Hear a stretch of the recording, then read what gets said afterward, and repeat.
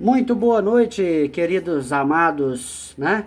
Alunos aí do segundo período de odontologia. Vamos continuar aí com a segunda parte da nossa aula sobre, alguém lembra, né? As células musculares estriadas esqueléticas.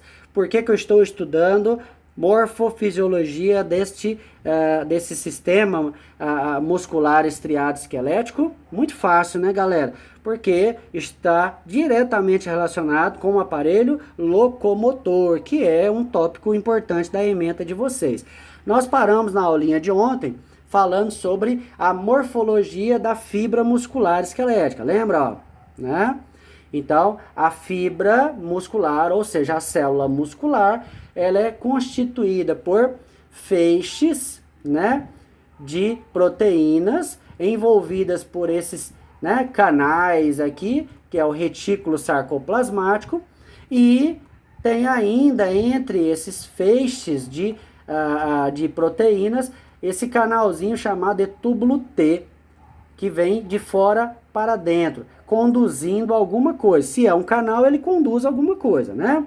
E falei também das mitocôndrias, que são extremamente importantes para a produção de energia, para alimentar, abastecer essas proteínas, essa célula aqui.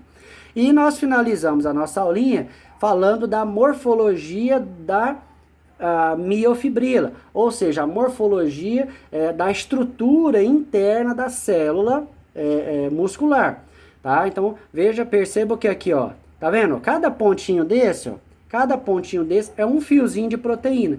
Esses fiozinhos de proteína estão todos aqui entrelaçados, ó, todos entrelaçados. Porém, esse entrelaçamento dos fios de proteína tem um arranjo padrão. Qual é o nome do arranjo padrão? Sarcômero, lembra? Perdão, pessoal, caiu aqui a câmera do profissional, tá? Então vamos lá, começar de novo. Não pode parar, né? Então veja bem, existe um padrão. Esse padrão, nós falamos bem, né? Nós falamos bem aí. Ixi, vou tentar melhorar aqui para vocês. Tá? Me desculpem aí a atrapalhada. Então vamos lá. Esse padrão aqui, pessoal, ele se repete, olha lá, ele se repete de modo a permitir os processos de contração. Se eu perguntar numa avaliação para vocês, olha, qual é a unidade de contração? Onde é que acontece a contração do músculo estriado cardíaco? Esquelético. Você vai me dizer, no sarcômero, ó, nessas unidades repetitivas aqui, ó. Tá vendo, ó? Linha Z, linha Z, linha Z, linha Z, sarcômero,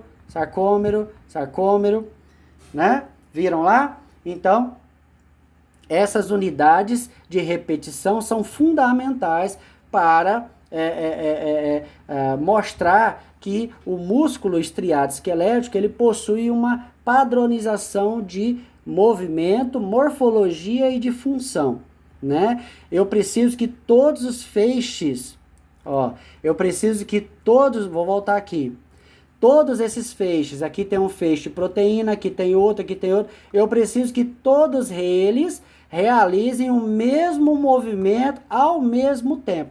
Por isso que existe a padronização do sarcômero, tá joia? Agora vamos voltar aqui à nossa última imagem de ontem, né? Então vamos revisar. Linha Z, né? Entre duas linhas Z, eu tenho um sarcômero. Ligado na linha Z. Linha Z é uma proteína específica. Ligado na linha Z eu tenho o quê? Esse barbante em azul aqui, não sei se dá para ver no vídeo aí para vocês azul, né? Então eu tenho ligado na linha Z em azul a actina, ó, dos dois lados, actina. Então tem que ter a actina dos dois lados, né? A actina é uma proteína, viu, galera? Então eu tenho um filamento de proteína aqui, outro aqui e outro aqui. No meio, percebam que aqui no meio existe o quê? Existe outro filamento de proteína. miosina, miosina, miosina. Qual é o detalhe importante que eu preciso lembrar sobre actina e miosina? Então vamos lá. Aqui é uma outra imagem, só para, né, deixar bem claro isso. Tá? Então vejamos bem. Vou voltar aqui.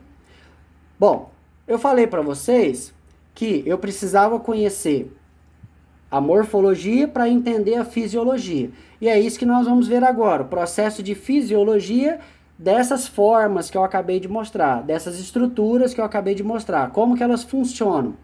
Então vamos lá, componentes e mecanismo de contração muscular, né?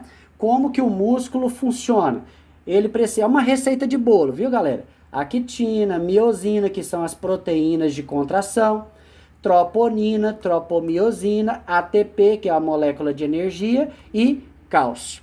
Se eu tenho esses componentes básicos aqui, eu tenho, né, 99,99% do processo de contração muscular. E é óbvio que precisa de um impulso elétrico, eu vou mostrar já já. Vamos lá? Bom, primeiro eu vou conhecer a estrutura interna de actina e miosina. A actina, na verdade, galera, são essas bolinhas aqui, ó. Essa bolinha verdinha, essa. Cada bolinha verdinha dessa é uma actina. Então eu tenho um filamento de actinas. Lembra aqui, ó? Ó. Aqui não é uma actina só. São milhares de proteínas chamadas de actina. E elas são circulares. Para manter as actinas nesse formato, ou seja, presas aqui na linha Z, eu preciso de uma outra proteína, chamada de tropomiosina, tá? Vão guardando os nominhos, é importante isso. Vocês estão vendo esse barbante amarelo aqui, ó? Ó, ele vem aqui, passa do outro lado, olha só. Esse barbante amarelo, na verdade, é uma proteína chamada de tropomiosina. A tropomiosina, ela mantém a estabilidade, a união de todas as actinas lá na linha Z, tá? De vez em quando, a gente vê espaçadamente outra proteína esférica chamada troponina. Guardem bem esses nomes, hein? Então, essas bolinhas verdes são actinas, que se mantêm todas grudadinhas umas nas outras, graças à tropomiosina, que é esse barbantinho aqui, que é uma proteína também, e de espaço em espaço eu vejo uma outra proteína, que é essa, né, meio alaranjadinha aqui, a troponina. Muito bem. Daqui um pouquinho eu vou falar sobre essa troponina, a tropomiosina e sobre a actina, todas juntas ao mesmo tempo. E a miosina? O que é a miosina? A miosina, pessoal, na verdade não é uma só, tá? Veja que esse aqui é um filamento grosso de miosina. A miosina, na verdade, é esse bastão com essas duas cabeças na extremidade. Então, isso aqui, ó, é uma proteína grande com duas cabeças na extremidade, tá? Então, aqui, percebam que não há uma miosina só. Existem várias miosinas aqui. Agora, uma coisa interessante, ó. Se você perceber aqui, percebam que a cabeça dessa miosina está virada para cá e dessa virada para cá. As outras todas acompanham o mesmo procedimento, ó. Acompanha a ponta da minha caneta, ó. Para cá, para cá. Para cá, para cá. Então, todas as cabeças de miosina desse lado estão viradas para lá. Todas as cabeças da miosina desse lado estão viradas para lá. Então, umas viradas para as outras, formando como se fosse um gancho, né? Ó, percebam, formando esse movimento, tipo um gancho.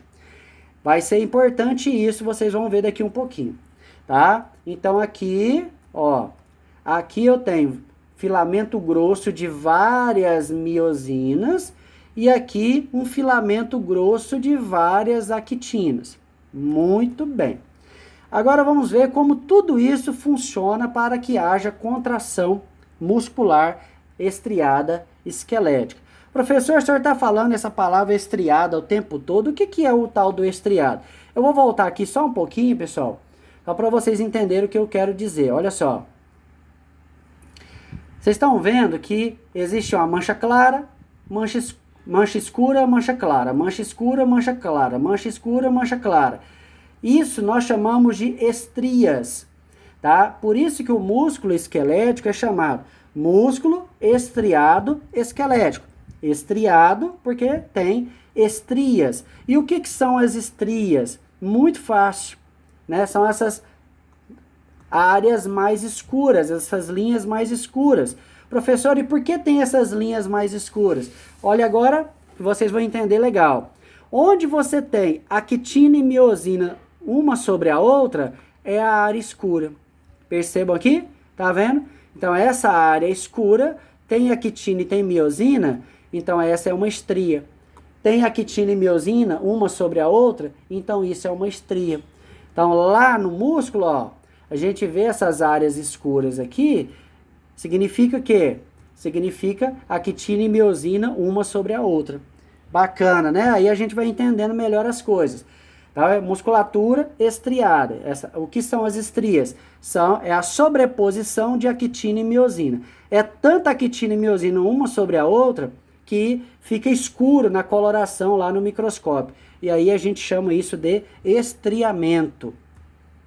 Bacana, legal. Eu gosto desse aqui, galera, porque tem a ver, quando você imagina, né? Quando você imagina uma mão abrindo e fechando, a boca de uma pessoa abrindo e fechando, você já começa a imaginar todos os músculos se movimentando, né? Todos os músculos se contraindo, distendendo.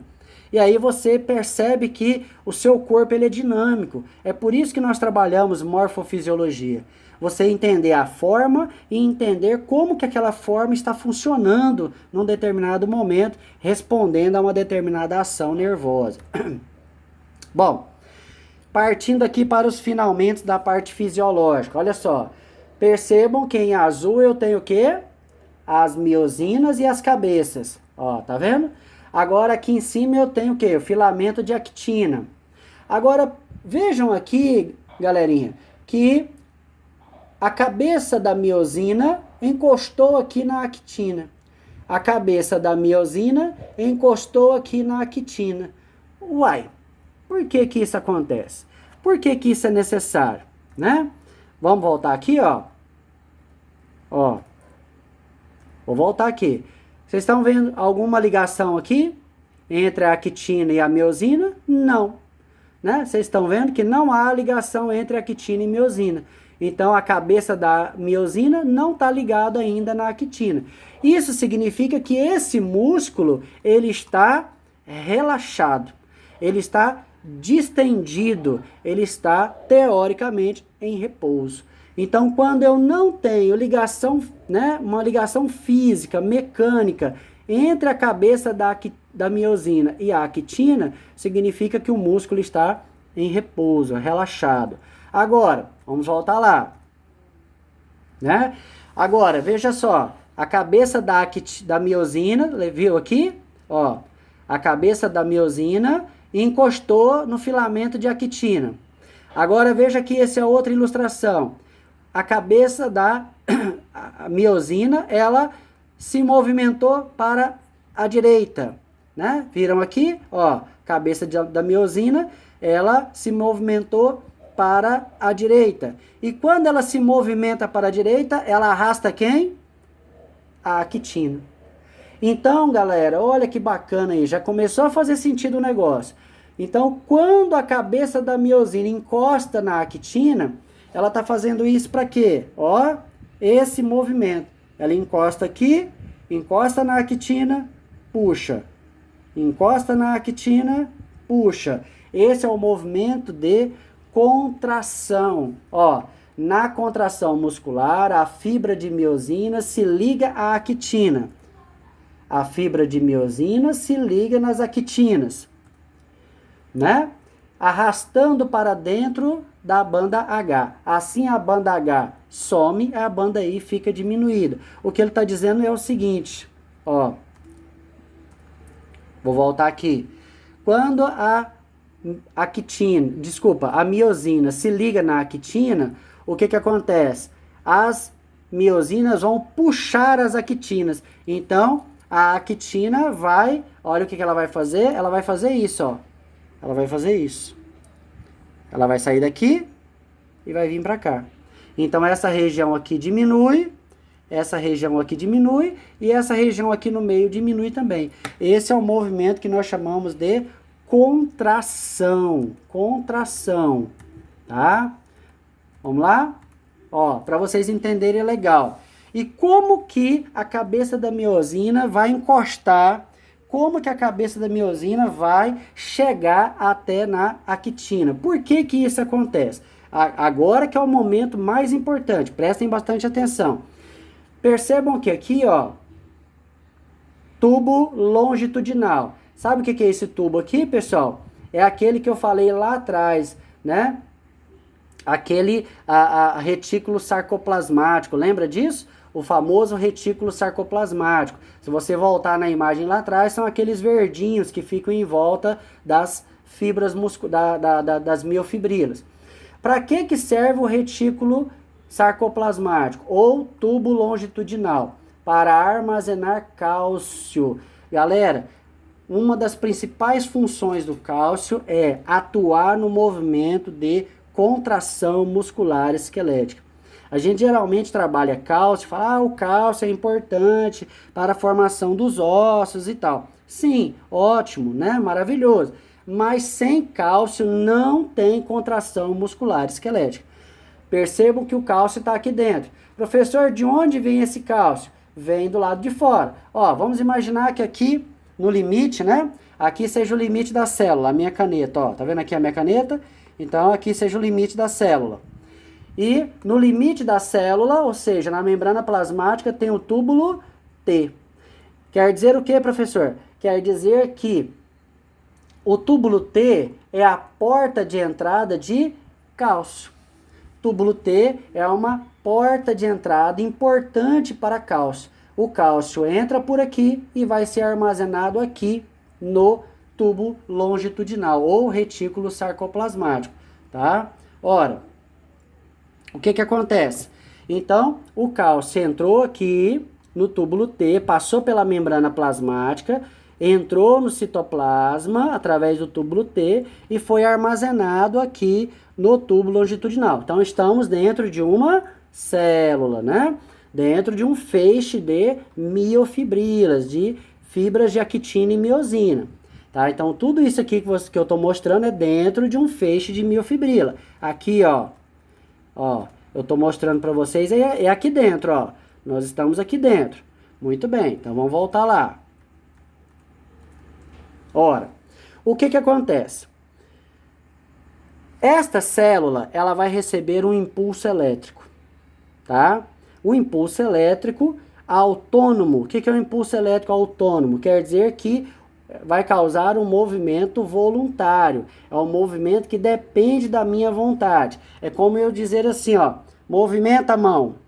Primeiro eu penso, depois o meu sistema nervoso manda a mensagem para os meus músculos. E os meus músculos se contraem, distende. Contrai, distende, tá? Causando automaticamente o movimento dos ossos. Sistema locomotor. Então, meu sistema nervoso manda uma mensagem para esta célula, através de, né, neurônios motores. Lembra? Eu falei sobre isso na semana passada. Então, os neurônios motores mandam mensagem para esta célula aqui na membrana plasmática, né? Aqui na membrana plasmática vai ter a terminação nervosa dos neurônios motores. É como se essa célula recebesse um choque. Literalmente, galera, é como se essa célula levasse um choque. Então, o sistema nervoso manda, através dos neurônios motores, um choque elétrico para esta célula muscular.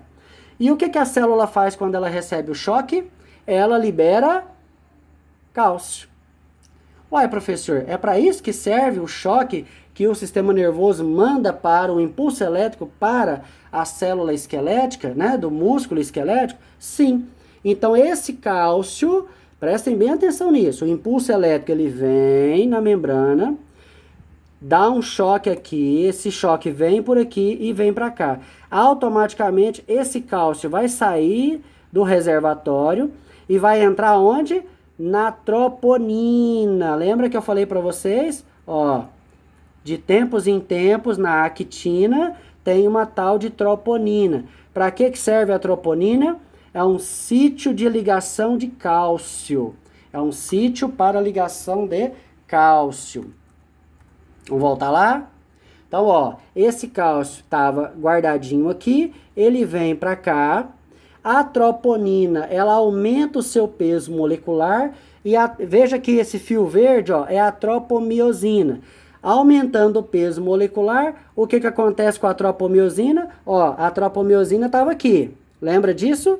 Agora a tropomiosina está aqui embaixo. Ó, a tropomiosina vai abaixar. Ela vai fazer isso. Quando a tropomiosina baixa, ó, o que acontece? As actinas ficam livres. Olha que legal isso, ó. As actinas ficam livres. Professor, mas isso basta?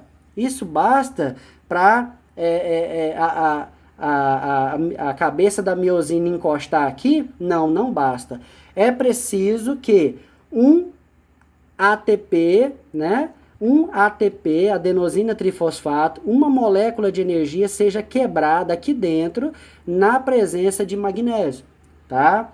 Então, dentro da cabeça da miosina, dentro dessa proteína, um ATP é quebrado, libera energia aqui, essa energia faz com que os aminoácidos se movimentem e a cadeia de aminoácidos encosta aqui. Então, eu tenho a cabeça da miosina encostado na actina. E agora, professor, o que vai acontecer? Vai acontecer isso, ó. Desculpa. Tá vendo aqui? A troponina com cálcio, ó. Tá vendo aqui, ó? A tropomiosina tá lá em cima. Agora a tropomiosina abaixou. Quando a tropomiosina abaixou, né? A cabeça da miosina encosta. E a cabeça da miosina encostando, pessoal, tá vendo lá, ó? Ela encosta lá, e aí o que ela vai fazer? Ela vai fazer esse movimento. Esse movimento. Então, a miosina, ela tá fazendo o quê? Ela tá puxando a actina, ó, fazendo isso. Ó, contração, contração, ó, tá vendo aqui? Que mudou? Vocês percebam que, ó, o ângulo aqui é um ângulo quase reto, e aqui já é um ângulo diferente. Então, ó, encostou, contraiu. Encostou, contraiu. Então, isso aqui é contração. Professor, e para voltar ao normal, né? Porque eu contraio, distendo, contraio, distendo. E para essas células, essas proteínas voltarem ao normal? É muito simples. É só você quebrar outro átomo de ATP aqui e essa cabeça da proteína, da miosina, ela vai voltar para o seu estado normal. E é claro, né, gente? O cálcio tem que sair. Olha aqui o cálcio, ó, as bolinhas verdinhas aqui embaixo. Viram? Então, quando o cálcio sai, automaticamente a tropomiosina volta para o normal. Ó. Então, o cálcio entra aqui, a troponina fica pesada e abaixa a tropomiosina. Ó, abaixou. E aí, um ATP é quebrado aqui dentro, automaticamente a cabeça da miosina encosta. Quando ela encostar, o que ela vai fazer? Ela vai fazer esse movimento, ó. Ela vai puxar. Então, esse é o movimento de contração. Então, muita gente pergunta assim, professor, quem é que arrasta quem? Então, quem se movimenta é a actina e não a miosina. A actina é que se movimenta. Vou voltar aqui, ó, bem rapidinho, tá? Então, ó, a actina, ela é puxada pela miosina. Puxou, contraiu. Soltou, distendeu. Puxou, contraiu. Soltou, distendeu, né? E tudo isso graças a quê? Graças a um impulso elétrico, graças a um cálcio que foi liberado, movimento da troponina e da tropomiosina e um ATP que é quebrado aqui na cabeça da miosina, tá? Deixa eu terminar aqui. Eu fiz um resuminho para vocês. Olha lá. Para começar a contração é preciso que muito cálcio, vindo do retículo sarcoplasmático, se ligue onde? Na troponina, após um potencial de ação. O que é o potencial de ação? É uma mensagem do sistema nervoso que veio através de um neurônio motor. Tal ligação deixará a actina livre para se ligar às cabeças de miosina. Nestas cabeças existe ATP, os quais são quebrados, hidrolisados na presença de magnésio, né? E tudo isso vai mudar a forma da cabeça da miosina e ela então se liga nas actinas, causando o quê? Né? Ela vai puxar, ela vai fazer esse movimento, ó. Vamos imaginar, ó. Aqui, minha caneta é a actina. Aqui está a miosina. Então a miosina encostou, né? Ó, encostou, puxou. Soltou, encostou. Então, ó, liberou impulso elétrico, liberou o cálcio. A troponina abaixou a tropomiosina. O ATP foi quebrado na cabeça da miosina. Opa, encostou. Na miosina com a actina, beleza? Agora vai contrair, movimentar, contração. Professor, para voltar ao normal, o cálcio sai e mais um ATP é quebrado na miosina. Volta ao normal, soltou. Encostou, puxou, contração. Soltou, distensão. Então esse é o mecanismo, né, do processo de contração muscular estriada esquelética. Olha lá, músculo relaxado. Percebo que essa região está longa, né? Ó, as actinas estão distantes das miosinas, tá? Agora percebo aqui, ó, as actinas estão próximas, bem próximas, aqui dentro das miosinas. Então houve um encurtamento da linha Z. A linha Z encurtou, trazendo quem? Trazendo as actinas. Mas quem é que está puxando essas actinas para dentro do mecanismo? As miosinas, né? De acordo com aquele procedimento que eu expliquei agora há pouco. Tá joia? Isso aqui é só para mostrar para vocês como que funciona a energética, né? Ó, o túbulo T, aqui o retículo sarcoplasmático, ó, aqui é uma célula. Então imagina que aqui seja a membrana plasmática. Então, ó, o estímulo que chega aqui na membrana através de um neurônio motor. Então, imagina que tem um neurônio aqui, esse neurônio dá um choque, né, na membrana plasmática. Esse choque vem pelo túbulo T e faz com que o túbulo longitudinal libere o quê? Cálcio. O cálcio entra no processo e a contração vai acontecer, tá? Isso aqui são fontes de ATP, tá?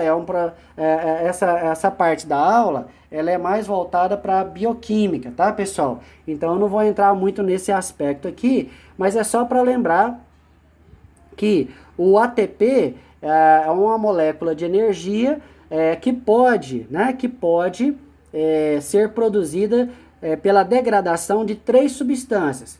Olha aqui, ó, a degradação de aminoácidos, degradação de lipídios e degradação de carboidratos. Que normalmente a gente fala só da glicose, que são os carboidratos, né? Então, mas eu posso utilizar também gordura como fonte de energia e posso usar aqui, ó, proteína como fonte de energia. Professor, qual é a preferência das células musculares estriadas esqueléticas? A glicose, é claro. Então, aqui, ó, amido, glicose, energia. Agora, se eu não tenho reserva de glicose, o que as minhas células musculares vão degradar para produzir energia? Em segundo lugar, lipídio. Em terceiro lugar, não tem lipídio, proteína, tá? Agora, isso não é um procedimento saudável, viu, galera? O ideal é que a pessoa tenha boas reservas de glicose para manter o processo. Mas se precisar de lipídio, o corpo vai degradar. Se precisar de proteína, o corpo vai degradar também, tá? Olha que legal, bacana. Terminamos por aqui a segunda parte da nossa aulinha sobre morfofisiologia do sistema muscular estriado esquelético, que tem o quê? Tudo a ver com a fisiologia da nossa locomoção, processo morfofisiológico da locomoção, tá ok? Então, se você entendeu, se você pegou o fio da meada aí de como as células actina e miosina se contraem, como que a dinâmica, a morfologia do músculo esquelético, na semana que vem, desculpa pessoal, na semana que vem eu vou falar sobre o músculo cardíaco, né, o sistema cardiovascular. Aí você vai entender perfeitamente, né, a diferença entre o cardíaco e o estriado esquelético, o muscular estriado esquelético. Tá ok? Mais uma vez, obrigado. Façam a tarefa. Não deixe de fazer a tarefa lá no Classroom, tá joia? Lembrando que essas tarefas servem de conceito também, tá? Então, se você não responde a tarefa, você vai perdendo conceitos. E quanto mais você demora a entregar, menor o seu conceito. Eu preciso avaliar vocês, né, à distância, e esses conceitos ajudam muito, viu, galera? Então, nós temos 7 pontos de prova e 3 pontos de conceito, que serão essas atividades. Boas aulas aí no restante da semana. Deus abençoe a todos. Obrigado pela atenção. Fiquem com Deus. Um beijo.